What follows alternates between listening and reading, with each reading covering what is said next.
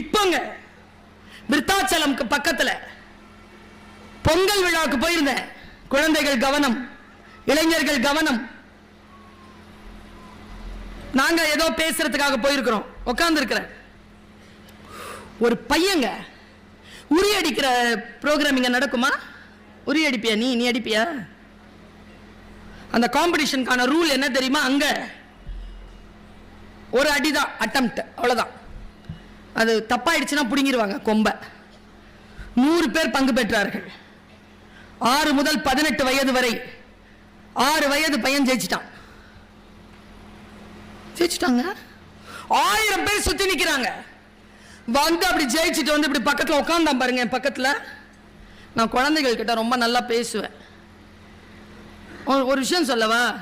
குழந்தைகளிடத்தில் யார் மிகச் சிறப்பாக பேசுகிறார்களோ அவர்கள் உலகத்தில் யாரிடம் வேண்டுமானாலும் பேசலாம். அவங்க கிட்ட பேசணும், அவங்க பேச்ச கேட்கணும். அந்த பையன் கிட்ட சும்மா கேட்டேன், உன் பேர் என்ன? அப்படி பார்த்தாங்க. அவன் கண் எப்படி தெரியுமா இருந்துச்சு? அப்போ எனக்கு இந்த பிரசிடென்டா இருந்தார்ல ஒபாமா, ஷார்ப்புங்க. அப்படி பார்த்தாங்க. என்ன கத்தி மாதிரி இருந்தாங்க. வில்லில இருந்து புறப்படுற அம்பு மாதிரி இருந்தான். பார்த்தான். என்ன பேரு? என்ன பேரை சொன்னா பாருங்க, ராஜராஜன். ஃபுல் பேரை சொல்லு. ராஜராஜ சோழன். உடனே எனக்கு இங்க சிரிப்பு வந்துருச்சு. இந்த 6 வயசுல இருக்க ராஜராஜ சோழன் உரி அடிச்சுட்டு வந்து உட்காந்து சொல்றது. இப்படி கேட்டேன், உனக்கு பையன் பிறந்தா என்னப்பா பேர் வைப்பேன்னு சொன்னாம் பாருங்க பதில். அது என் தாத்தாவுக்கு ஏற்கனவே நான் வச்சுட்டேன். என்னப்பா? ராஜேந்திர சோழன்.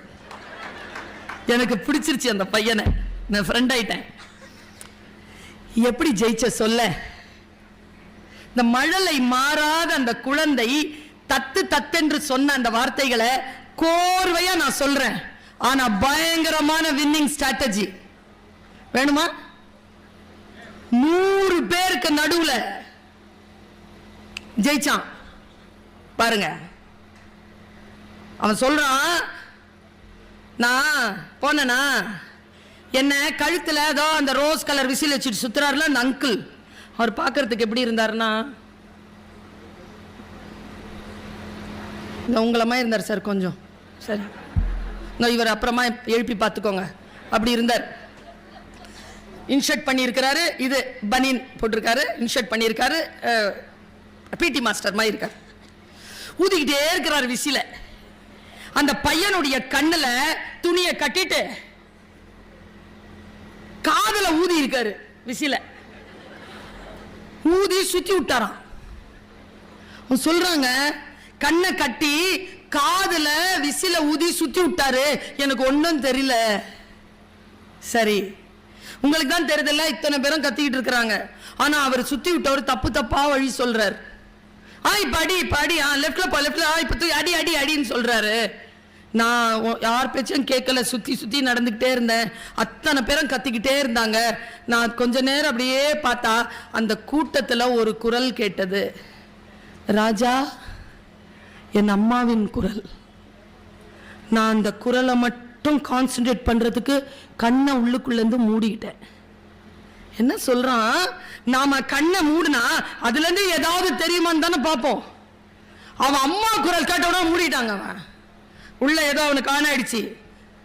ராஜா, லெப்ட்ல போ, 2 அடி போ, அப்படியே நில்லு, ஒரு 1/2 அடி முன்னால வா, நில்லு, அப்படியே இரு, கையை தூக்கு, அடிக்காத அடிக்காத, மேல போயிடுச்சு, அடிக்காத அடிக்காத, கீழே இறங்கும் போது இப்ப அட்றா, நான் அடிச்சா உடஞ்சிருச்சு. யார் பேச்சை கேட்கிறோம்? எதில் கவனமாக இருக்கிறோம்? அந்த கவனத்தை சிதறடியாமல் இருக்கிறோமா? ஜெயிக்கிறோம். கட்டல் அப்படித்தான். ஒன்றை செய்யும் பொழுது இன்னொன்றை செய்து கொண்டிருந்தால் சில பேர் சொல்லுவாங்க, மல்டி டாஸ்க் உமன். ஒன்னும் கிடையாது. இருக்கிற வேலையை ஒழுங்கா செய்யணும்.